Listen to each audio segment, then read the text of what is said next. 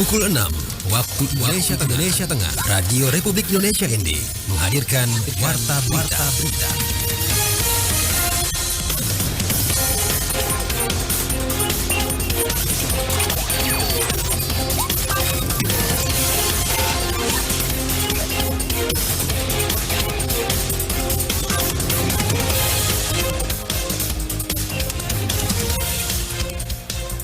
Selamat pagi saudara, Anda mendengarkan Warta Berita Daerah RRI ND edisi Selasa 22 Juli 2025. Sari berita, Bupati ND ikuti peluncuran 80.000 koperasi merah putih. Pelindo genjot perbaikan dermaga demi layanan optimal. Inilah berita selengkapnya bersama saya, Angela Bud.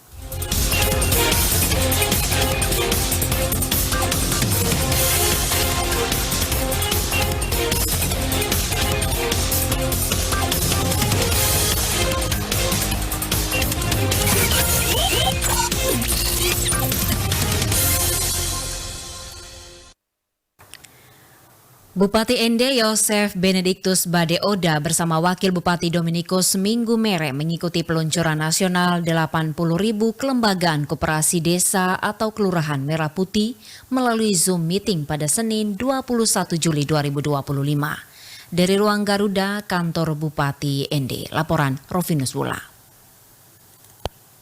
Peluncuran koperasi ini dilakukan langsung oleh Presiden RI Prabowo Subianto dari Desa Bentengan, Kecamatan Wonosari, Kabupaten Klaten, Jawa Tengah. Presiden didampingi sejumlah pejabat tinggi negara seperti para Menteri Kabinet Merah Putih, Panglima TNI Polri, Jaksa Agung, serta kepala-kepala lembaga negara. Usai kegiatan peluncuran, Bupati Yosef menyampaikan bahwa momentum ini menjadi titik awal penguatan kelembagaan koperasi di seluruh pelosok Indonesia, termasuk di Kabupaten ND. Ia menegaskan bahwa seluruh koperasi yang terbentuk harus memiliki badan hukum dan nomor pokok wajib pajak. Terkait pendanaan, Bupati menjelaskan bahwa koperasi merah putih akan dibiayai dari APBN, APBD hingga APBDes. Selain itu, koperasi juga diberi akses pinjaman maksimal 3 miliar dari bank-bank BUMN seperti BRI dan Bank Mandiri dengan tenor pinjaman selama 6 tahun. Ya, tadi sudah disampaikan oleh Pak Presiden, kita harus punya gudang, kita harus punya mobil truk dan juga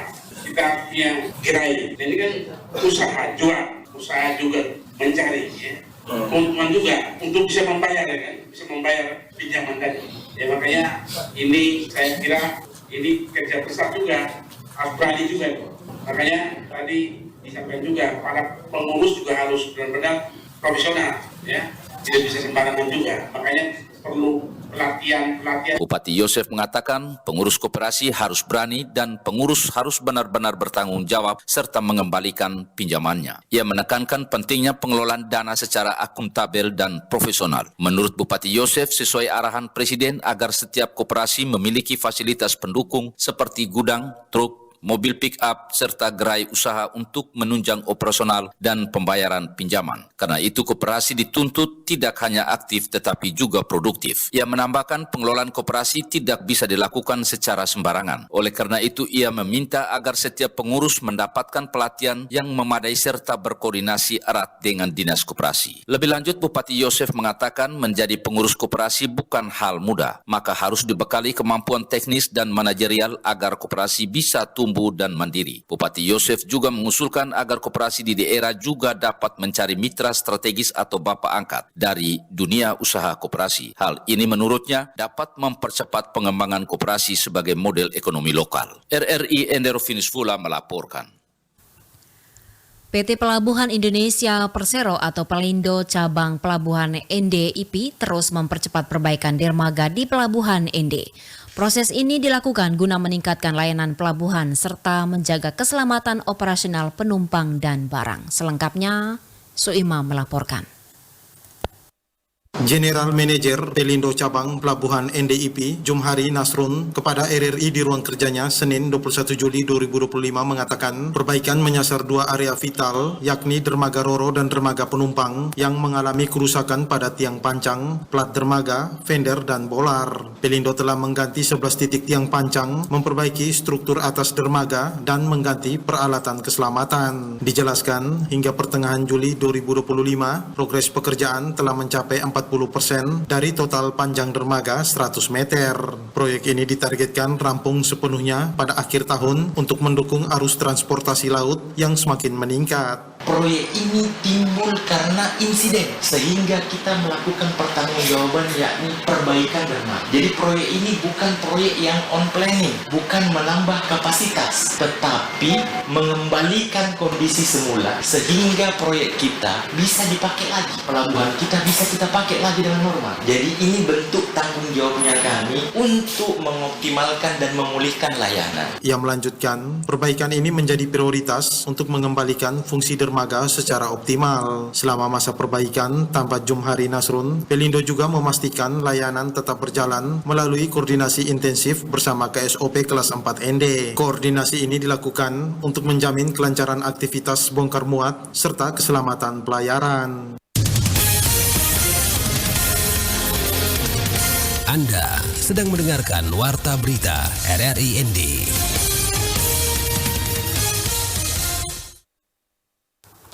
Kita beralih ke informasi lainnya, pendengar. Angka stunting di Dusun Keliwatuwea, Kecamatan Aisesa, Kabupaten Nagekeo, menunjukkan tren penurunan. Penurunan ini menjadi bukti keberhasilan dari kerja keras lintas sektor di tingkat dusun. Selengkapnya, Ferry Soo melaporkan.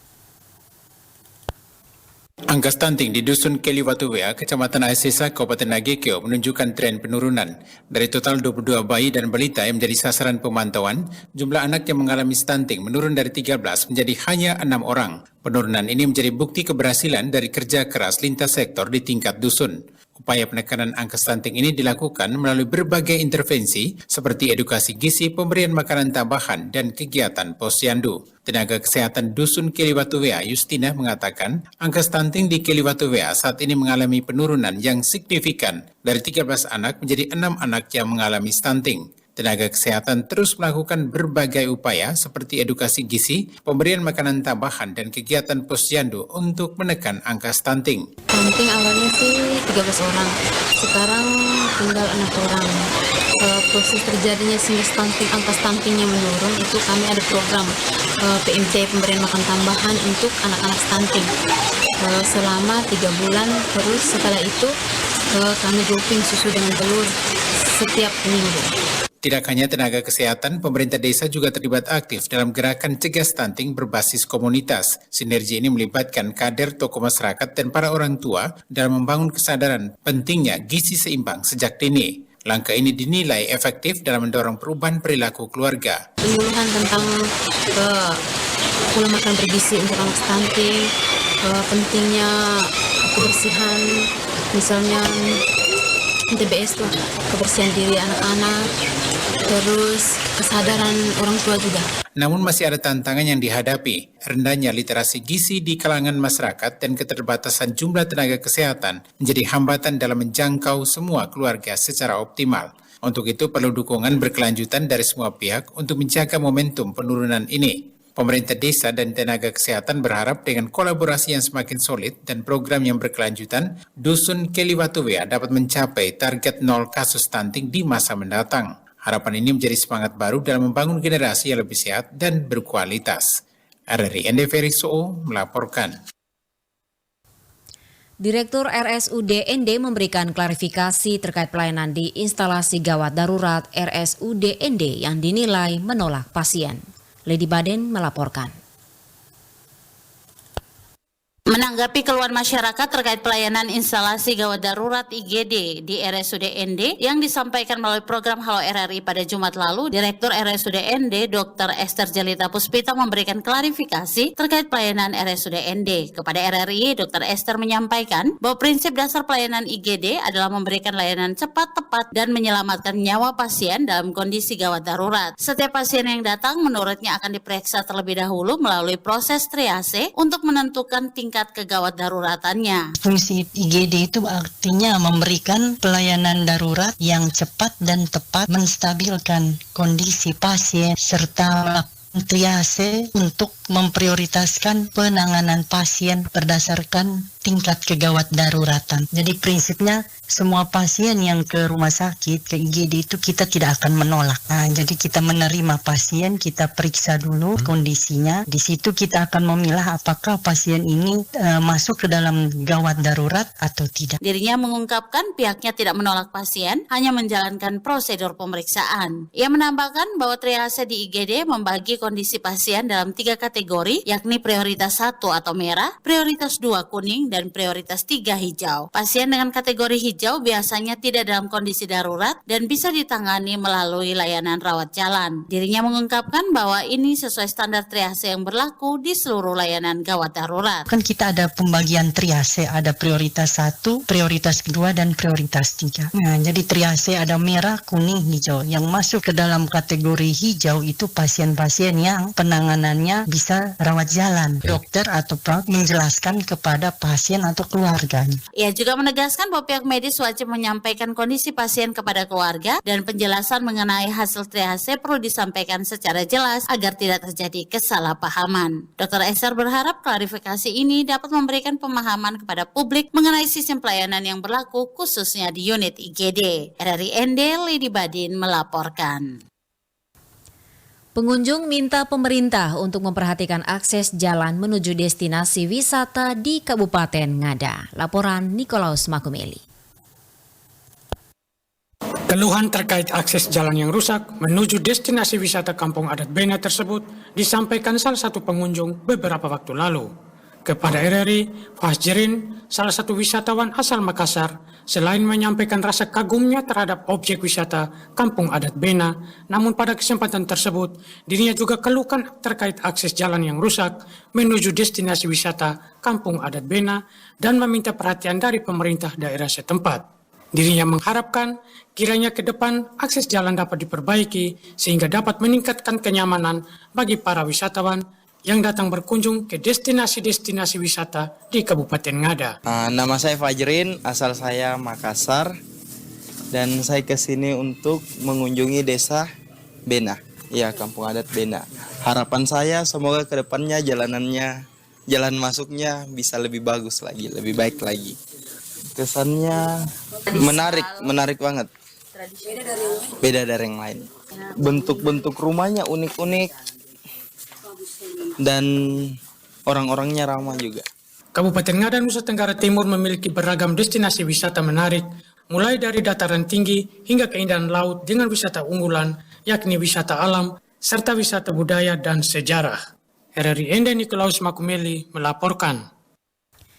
Beralih ke informasi lainnya, pendengar, sebulan jelang peringatan hari ulang tahun ke-80 kemerdekaan Republik Indonesia, suasana patriotik mulai terasa di kota Ende, Nusa Tenggara Timur. Laporan Ricardo Skota. Sejak pertengahan Juli, deretan pedagang musiman tampak mulai menjajakan bendera dan atribut kemerdekaan di sepanjang Jalan Soekarno, salah satu ruas jalan utama di kota Ende. Warna merah putih mulai mendominasi dengan maksud untuk menarik perhatian pengendara dan pejalan kaki yang melintas. Taufik, salah satu penjual bendera musiman, mengatakan dirinya sudah mulai menjajakan atribut kemerdekaan sejak pertengahan Juli dan biasanya akan mulai ramai saat memasuki bulan Agustus. Udah hari buat jualan, kalau sampai Ende hari Senin. Biasa sih, pertengahan Juli kita mulai jual. Udah lumayan, ada ya 1-2 yang beli bulan Juli juga. Biasa mulai Agustus masuk. Bendera kain, umbul-umbul, hingga ikat kepala merah putih ditawarkan dalam berbagai ukuran dan harga. Tak hanya warga biasa, para pembeli juga datang dari kalangan pedagang dan pegawai pemerintahan. Untuk mengantisipasi tingginya permintaan jelang hari kemerdekaan, pedagang juga mendatangkan atribut dari luar daerah. Hal ini disampaikan Abdul Rahman, seorang tukang ojek yang kini beralih profesi menjual atribut kemerdekaan. Dari Jawa, Bandung. Kita ambil untung sedikit aja. Saya aslinya orang sini. Aslinya orang Ende. Bahannya ini orang Bandung yang datang tiap tahun jual. Karena kami sudah dari dulu mengambil barangnya mereka itu dari kepercayaan. Kini, wajah kota Ende perlahan berubah menjadi lautan merah putih.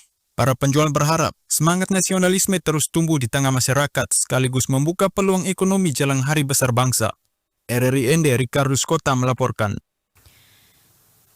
Dalam rangka memperingati hari ulang tahun ke-25, Komunitas Cinta Kasih Denpasar Bali mengadakan kegiatan operasi katarak gratis bagi masyarakat di Kabupaten Manggarai. Laporan Mario.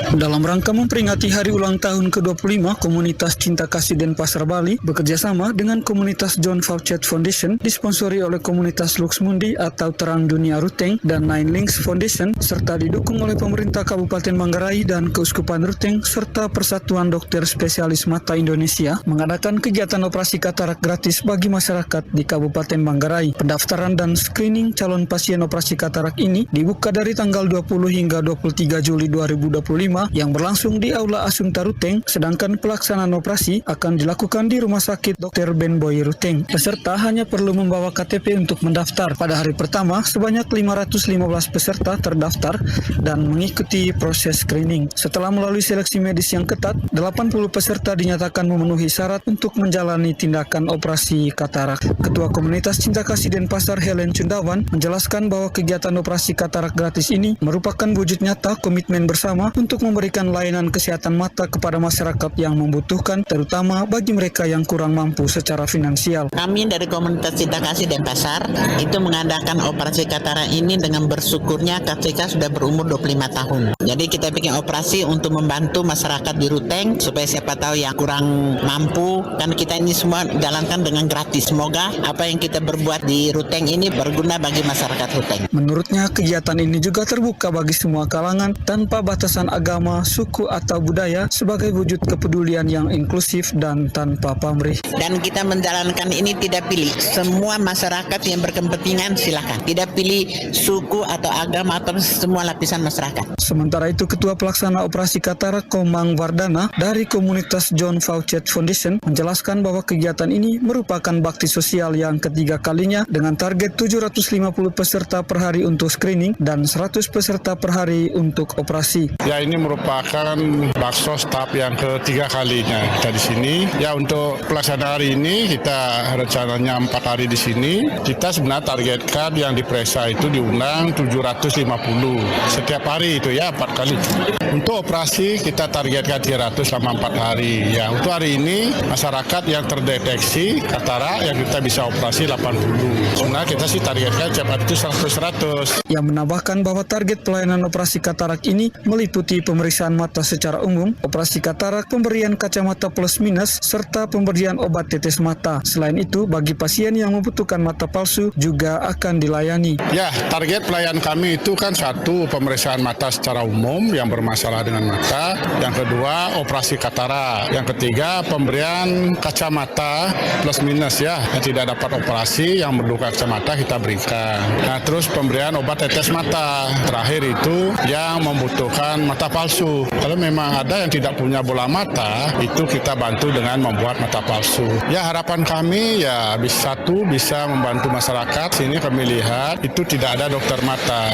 Fasilitas untuk mata itu tidak ada. Mereka itu kalau mau operasi periksa itu pasti ke Cancar ya. Ya, harapan kami mohon masyarakat yang sudah mendapat layanan ini bisa menyebarluaskan kita ini. Salah satu peserta, Maria Marung, mengungkapkan bahwa kegiatan operasi katarak ini sangat membantu dirinya, terutama dalam pelayanan kepada umat Katolik dan komunitas Legio Maria. Ini sangat membantu kami dalam pelayanan kami untuk umat maupun kelompok kami dari Legio Maria. Kegiatan ini juga membuka kesempatan bagi semua umat, baik Katolik maupun lintas agama, untuk mendapatkan kesehatan mata yang lebih baik. Dari Manggarai, Mario melaporkan.